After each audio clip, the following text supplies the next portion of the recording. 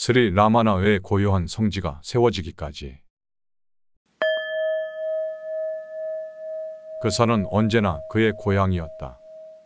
라마나 마하리시는 16살 소년으로 티루반나말라이에 도착한 순간부터 그 산의 동굴과 나무 아래 그리고 조용한 산기슭의 품속에서 살아왔다.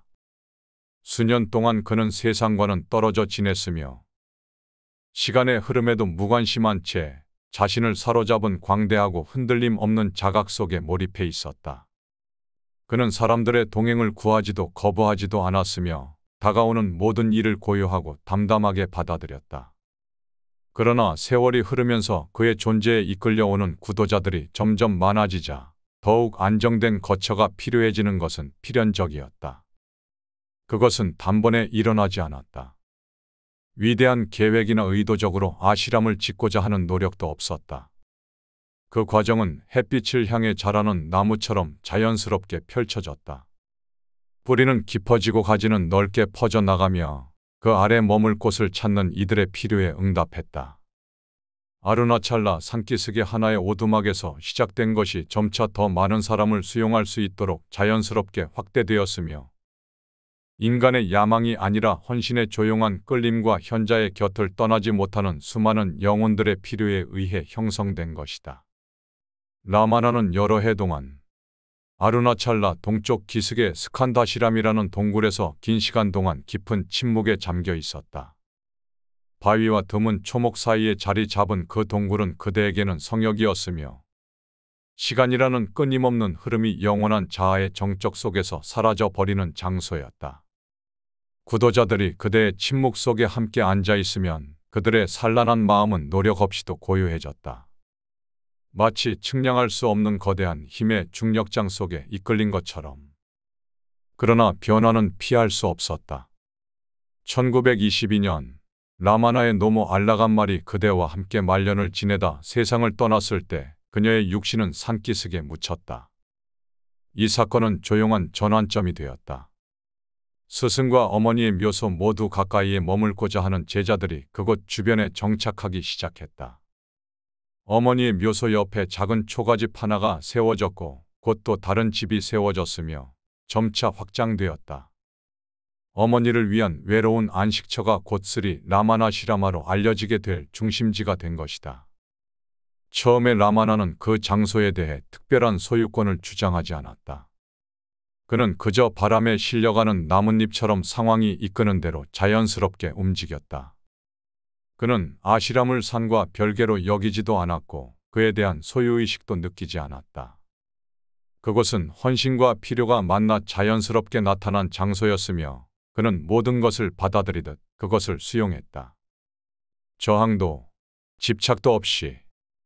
그러나 형언할 수 없는 평화에 이끌린 더 많은 구도자가 모이자 아시람은 점차 스스로의 생명을 가지게 되었다. 소박한 오두막들은 더 견고한 건물로 대체되었다. 사람들이 그대 앞에서 모여 침묵 속에 명상하거나 드물게 나누어주는 조용한 대답을 듣는 홀도 지어졌다. 부엌도 지어져 카스트나 재산, 지위와 관계없이 모든 방문자에게 식사를 제공했다. 아시람은 라마나의 거처만이 아니라 그대가 구현한 고요함을 찾는 이들 모두에게 안식처가 되었다. 아시람이 커졌음에도 삶은 단순했다. 라마나 자신은 그 안에서 특별한 지위를 요구하지 않았다. 그는 언제나처럼 소유에 무관심하고 권위를 주장하지 않았으며 깊은 명상에 잠겨있던 부엌에서 채소를 벗기던 똑같이 겸손한 우아함으로 움직였다. 그는 아시람의 운영 방식을 지시하지도 조직하거나 통제하려고 하지 않았다. 결정이 필요할 때는 주변 사람들이 내렸다. 그는 단지 모든 것의 중심에서 고요히 흔들림 없이 존재할 뿐이었다. 스리 라마나시라마는 사람들이 많이 모이는 곳이 되었지만 결코 전통적 의미의 기관으로 발전하지는 않았다. 복잡한 의식이나 정해진 수행법, 엄격한 구조도 없었다. 라마나는 정식 학파를 세우지도 않았고 제자나 후계자를 지정하지도 않았다. 그의 가르침은 언제나 순수하고 직접적이며 꾸밈이 없었다. 방문자들에게 특정 철학을 따르라는 기대는 없었다. 오히려 스스로 내면을 향해 이미 자신 안에 있는 진리를 발견하도록 권했다. 아시람에서의 날들은 고요한 리듬을 따랐다. 아침에는 새들의 소리와 하루 식사를 준비하는 헌신자들의 부드러운 속삭임이 들렸다. 어떤 이들은 요리나 청소, 아시람의 가족이 된 소를 돌보는 등의 간단한 일에 참여했고, 다른 이들은 그곳을 가득 채운 깊고 지속되는 정적 속에서 침묵 속에 명상했다.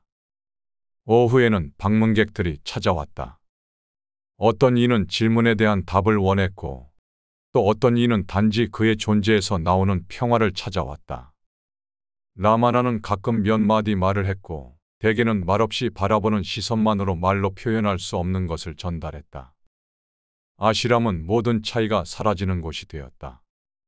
학자와 문맹자, 부자와 가난한 자, 가정생활자와 출가자들이 세속의 정체성을 초월한 더 깊은 어떤 것에 의해 하나가 되어 나란히 앉았다. 멀리서 온 사람들은 중개자나 복잡한 철학이 필요 없는 진리를 말하는 침묵의 현자에 대한 소문을 듣고 찾아왔다. 그들은 가르침을 기대했으나 가장 위대한 가르침이 고요함 그 자체이며 내면으로 돌아가 항상 존재해온 것을 깨닫도록 하는 조용한 초대임을 발견했다. 이 모든 성장을 겪었으나 아시람은 라마나 삶의 근본이었던 그 동일한 단순함의 연장선상에 있었다. 그것은 위험이나 형식이 아닌 침묵의 장소였으며 어린 시절 숙부의 집바닥에 누워 깨달은 그 진리, 그를 아루나찰라로 이끌었던 진리, 한 번도 벗어난 적 없던 진리의 살아있는 증거였다.